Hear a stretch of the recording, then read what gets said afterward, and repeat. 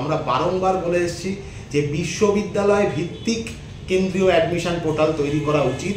সরকার নিজের হাতে গোটা কলেজ অ্যাডমিশন প্রক্রিয়াটাকে কুক্ষিগত করে রাখবে এবং টিএমসিপির জন্য দুর্নীতির রাস্তাগুলোকে আরও চওড়া করে দেবে, আরও প্রশস্ত করে দেবে।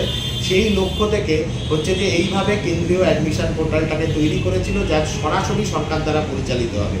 সকাল থেকে ঘন্টার পর ঘন্টা হেল্প ডেস্কে ছেলেমেয়েরা অধীর আগ্রহে বসে আছে যে কখন এই পোর্টাল আবার কাজ করা শুরু করবে, অথচ শিক্ষামন্ত্রী উনি নাকে তেল দিয়ে ঘুমোচ্ছেন। একটা কোনো বার্তা নেই ওনার পক্ষ থেকে।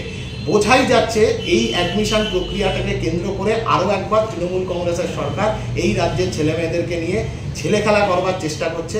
আমরা এর বিরোধিতা করছি, নিন্দা করছি।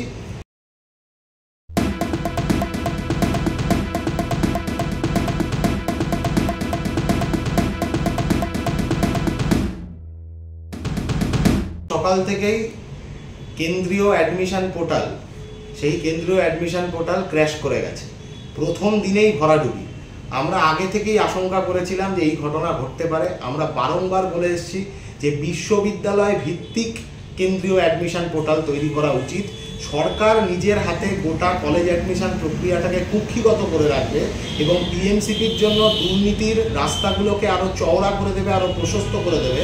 সেই লক্ষ্য থেকে হচ্ছে যে এইভাবে কেন্দ্রীয় অ্যাডমিশন পোর্টালটাকে তৈরি করেছিল, যা সরাসরি সরকার দ্বারা পরিচালিত হবে।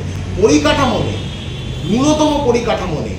তাহলে কেন এই ধরনের অব্যবস্থা ছাত্রছাত্রীদের উপর চাপিয়ে দেওয়া? সকাল থেকে ছাত্রছাত্রীরা বসে আছে কম্পিউটারের সামনে, বসে আছে ল্যাপটপের সামনে, মোবাইল হাতে নিয়ে। ওটিপি ঢুকছে না।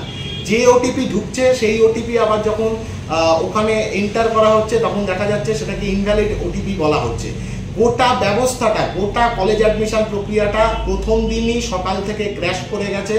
আমরা আশঙ্কা করছি এই ঘটনা আবারও ঘটবে, বারবার প্রতিদিন এই ঘটনা ঘটে চলবে যদি না সরকার কোনো রকম ব্যবস্থা নেয়। অদ্ভুত কথা, সকাল থেকে ঘন্টার পর ঘন্টা হেল্প ডেস্কে ছেলেমেয়েরা অধীর আগ্রহে বসে আছে যে কখন এই পোর্টাল আবার কাজ করা শুরু করবে, অথচ শিক্ষামন্ত্রী উনি নাকে তেল দিয়ে ঘুমোচ্ছেন।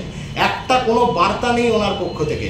বোঝাই যাচ্ছে এই অ্যাডমিশন প্রক্রিয়াটাকে কেন্দ্র করে আরও একবার তৃণমূল কংগ্রেসের সরকার এই রাজ্যের ছেলেমেয়েদেরকে নিয়ে ছেলে খেলা করবার চেষ্টা করছে।